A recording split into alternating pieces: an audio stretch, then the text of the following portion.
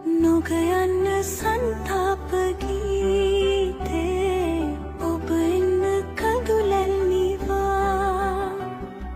කිමිදෙන්න රිසිසේ. Hi guys, welcome back to my YouTube channel. ඔයාලා හැමෝම දසරි මහේෂිකා මගේ YouTube channel එකට ගොඩාක් ආදරෙන් පිළිගන්නවා.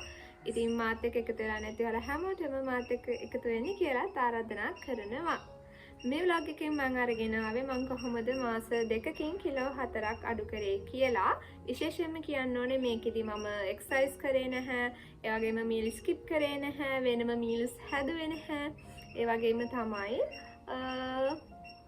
ස්වීට්ස් වර්ග මේ වගේ දේවල් කන්ට්‍රෝල් කරා විතරයි. එළියට ගිහිල්ලා එක දේවල් කන එක මේ දේවල් නැවතුනේ නැහැ. පුංචි කන්ට්‍රෝල් එකක් ඇතුව තමයි මම මේ මාස 2ේදී කිලෝ 4ක් අඩු කරේ. ඉතින් ඔයා මීල් ස්කිප් කරලත් ඔයාගේ බර අඩු වෙන්නේ නැති කෙනෙක් නම් අඩුුනේ නැති කෙනෙක් නම් ඔයා මේ වීඩියෝ එක බලන්න සමහර විට ඔයාට මේ ක්‍රමය හරියන්න පුළුවන්. මොකද මම ඔයාලට පෙන්නන්න මම මාස කිහිපයක් try කරලා බැලුවා මීල් ස්කිප් කරලා.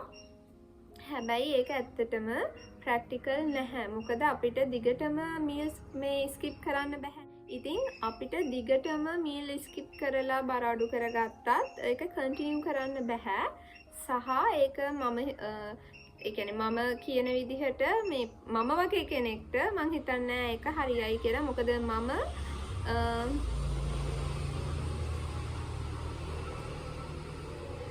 ඇත්තටම සෝරි මම මේ වීඩියෝ එක රෙකෝඩ් කරන්නේ ගෙදර ඇවිල්ලා එළියේ ඉඳගෙන. ඒක නිසා මෙතන පොඩක් වාහන යනවා වැඩි. ඒක නිසා තමයි චුටක් සද්දේ තියෙන්නේ. ඒ වගේම තමයි ඒක අපිට දිගටම කන්ටිනියු කරන්න බැහැ සහ ඒක අපේ ඇඟට හෙල්දි නැහැ. එතකොට ඔයාට පුළුවන් ඔයාගේ ඇඟේ බර වැඩිද කොහොමද කියලා හොයාගන්න පුළුවන්. ඔයා දන්නවා බොඩි මාස් ඉන්ඩෙක්ස් එකෙන් මම මෙතනින් දාන්නම්. ඒ විදිහට කැල්කියුලේට් කරලා ඔයාට දැනගන්න පුළුවන් ඔයාගේ බර කොහොමද, ඔයාගේ උසට සරිලන බර කොහොමද තියෙන්න ඕනේ කියලා. ඉතින් දැන් මම ඔයාලට කියන්නම් මම කොහොමද මේක කරේ කියලා. ඉතින් පළවෙනි එක තමයි මම ඔයාලට කිව්වා මම මීල් ස්කිප් කරේවත් එහෙම නැත්නම් වේල් 3ටම බත් කෑවා කියලා. ඉතින් මම බත් වේල් 3ම කාලා තමයි බර මේ විදිහට හදාගත්තේ. මම කරේ බත් හැන්දක් විතරක් කෑමට ගත්තු එක. ඉතින් බත් ගොඩාක් කන්න පුරුදු වෙච්ච කෙනෙක්ට ඒක ඇත්තටම මුල් ටිකේ ගොඩාක් අමාරුයි. මම ඒක දන්නවා. මම බත් ගොඩාක් කාපු කෙනෙක්. ඉතින් ඒක ගොඩාක් අමාරුයි. ඉතින් ඒක නිසා බත් ඔයාට එකපාරම හැන්දක් වගේ කන්න බැරි නම් අමාරු නම් ඔයා කරන්න ඕනේ ඔයා වෙනදට කාපු බත් ප්‍රමාණයෙන් භාගයක් බත් අරගන්න. ඒ වගේම තමයි ඉතුරු ටිකට ඔයාට බඩ පිරෙන්න අපි සාමාන්‍යයෙන් කරීස් දෙකක් වගේ ගන්නනේ. අඩුම කරීස් දෙකක් හෝ එකක් හරි කමක් නැහැ. ඒ කන එක වැඩිපුර බෙදා ගන්න. ඉතින් මේකට සතියක් වගේ කන්ටිනියු කරාම ඒක නිකම්ම පුරුදු වෙනවා. ඉතින් ඒ විදිහට තමයි මම වේල් 3ටම බත් කෑවේ. ඒ වගේම තමයි මම බිස්කට් වගේ දේවල් කෑවේ නැහැ.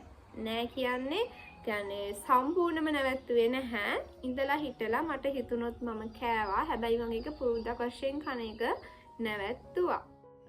අංක 2 තමයි මම කිරි බොන එක අඩු කරා. ඒ කියන්නේ සාමාන්‍යයෙන් ගොඩක් අය පුරුදුලා ඉන්නවා උදේටයි හවසටයි දෙකටම කිරි තේ එකක් වගේ බොන්න.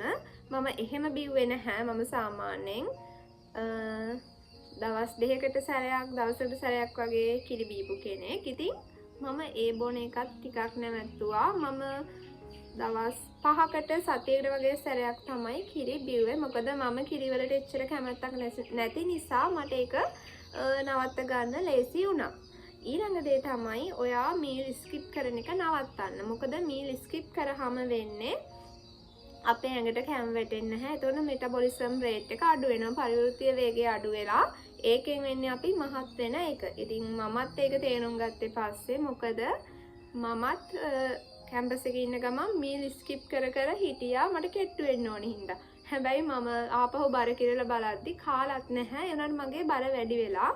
ඉතින් ඊට පස්සේ තමයි මම මේ විදිහට try කරලා බැලුවේ. මේ විදිහ ඇත්තටම මට හරි ගියා.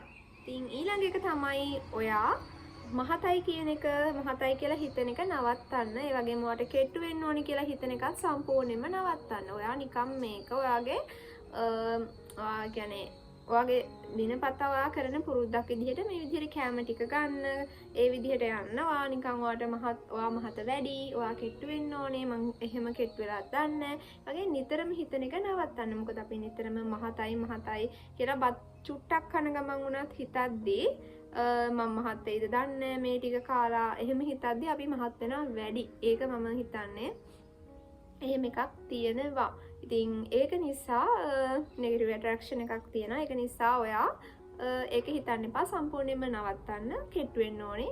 එහෙම නැත්නම් මහත් වෙයිද දන්නේ ඒ හිතන එක සම්පූර්ණ නවත්තලා මේ ටික කරලා බලන්න. ඒ වගේම තමයි කියන්න ඕනේ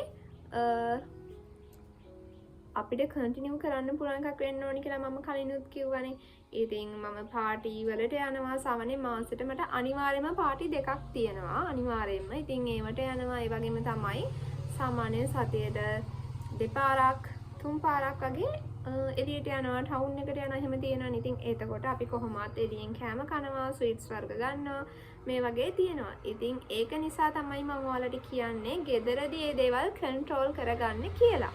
ඉතින් දැන් ඔයාලා හිතන්න එපා. ඒ කියන්නේ ගෙදරදී චුට්ටක් කන්ට්‍රෝල් වෙලා මෙයා කියන විදිහට බත් චුට්ටක් කාලා බිස්කට් කිරි ඉඳලා හිටලා අරගෙන එළියට ගියාම ගොඩාක් කෑවට කමක් නැහැ කියලා එහෙම හිතන්න එපා. ඒ කියන්නේ කන්ට්‍රෝල් එකක් ඇතුව කන්න. මොකද ඇත්තටම අපි මහත් වෙන්න හේතුව අපේ කැලරි ඉන්පුට් එක අපේ අවුට්පුට් එකට වඩා වැඩි වුණාමනේ අපි මහත් වෙන්නේ. ඉතින් ඒක නිසා ඔයාට හොඳ ප්‍රතිඵලයක් ගන්න නම් ඒ වගේම මේක කන්ටිනියු කරන්න පුළුවන් හැමදාම උනත් අපිට. ඒක නිසා ඔයා ඒක හරියට පුරුදු වෙන්න, හරියට පිළිපදින්න. එතකොට කිසිම ප්‍රශ්නයක් නැහැ. ඒ වගේම තමයි ඔයාට ටයිම් එකක් තියෙනවා නම් විනාඩි 15ක් 20ක් පොඩ්ඩක් එක්සර්සයිස් කරන්න. එතකොට ඔයාට මේක මීට වඩා හොඳ රිසල්ට් එකක් ඉක්මනට අනිවාර්යයෙන්ම ගන්න පුළුවන් වෙයි. මේ මම එක්සර්සයිස් කරන්නේ නැතුව මාස 2කින් ගත්ත රිසල්ට් එක තමයි ඔයාලත් එක්ක ෂෙයා කරේ. ඒ වගේම තමයි වැදගත්ම දෙයක් තියෙනවා හොඳට වතුර බොන්න. මේ දේවල් කරන ගමන් හොඳට වතුර බොන්න. ඒ වගේම තමයි බීම වර්ග මේ වගේ දේවල් කියන්නේ පැණි බීම අපි කියන්නේ ඒ වගේ දේවල් කන්ට්‍රෝල් කරන්න. මේ කිසිම දෙයක් හරියට කරන්නේ නැතුව නම් මාස 2කින් කිලෝ 4ක් අඩු කරගන්න අමාරුයි. ඔයාලට තේරෙනව ඇතිනේ නේද? ඉතින් පොඩිම හරි කැපවීමක් කරන්නේ නැතුව අපිට එහෙම දෙයකට ළඟා වෙන්න බෑ. ඉතින් මම හිතනවා මේක ඔයාලට වැදගත් වෙයි කියලා. අනිවාර්යෙන් මේක ෆලෝ කරලා බලන්න. මුලින් අමාරුයි. හැබැයි කන්ටිනියු කරන් ගියොත් සතියක් විතර ඒක අපිට ප්‍රැක්ටිස් එකක් විදිහට දිගටම කරන්න පුළුවන්. ඒ වගේම තමයි ඔයා සතියට සැරයක් දෙපාරක් ඔයාගේ බර කිරලා ඩේට් එකත් එක්ක බර මෙච්චරයි කියලා රෙකෝඩ් එකක් තියාගන්න. එතකොට ඊළඟට ඔයා බර කිරද්දී ඔයාගේ බර අඩු වෙලා තිබ්බම මේක ඇත්තටම ලොකු මොටිවේෂන් එකක් වෙනවා ඔයාට. එතකොට ඔයා ඒක අමාරුවෙන් මුලින් කන්ටිනියු කරගෙන ආවත් ඊට පස්සේ ඔයාට ආස හිතෙනවා මේක දිගටම කරලා බලන්න. ඉතින් මේක ඔයා කරලා බලලා ඔයාට රිසල්ට් එකක් තිබ්බොත් පහලින් කමෙන්ට් එකක් දාන්න. මම දන්න විදිහට මේ ක්‍රමය තව ගොඩාක් අය කරන ක්‍රමයක් සහ කරලා බලලා තියෙනවා. ඉතින් ඔයා තාමත් ඒ විදිහ කරපු නැති කෙනෙක් නම් කරලා බැලුවේ නැත්තම් මේ විදිහ try කරලා බලන්න. ඔයාට මේක අනිවාර්යයෙන්ම හරියයි. තව දෙයක් කියන්න ඕනේ මේකෙන් ඔයාට ඇඟ ෂේප් කරගන්න බෑ. ඔයාගේ බර අඩු වෙන එක විතරයි වෙන්නේ. ඉතින් බර අඩුවීම නිසා මොන හරි පොඩි ෂේප් එකක් එන්න පුළුවන්. ඒ වුණාට අර ලස්සනට ෆිගර් එක හදාගන්න ටිකක් අමාරුයි. ඉතින් ඒකට නම් ඔයාලට ජිම් එකකටම යන්න වෙනවා. මම මෙතනින් vlog එක ඉවර කරනවා. ඉතින් ඔයාලා හැමෝටම ගොඩාක් ස්තුතියි මගේ මේ වීඩියෝ එක බලුවට. මං ගිහින් එන්නම්.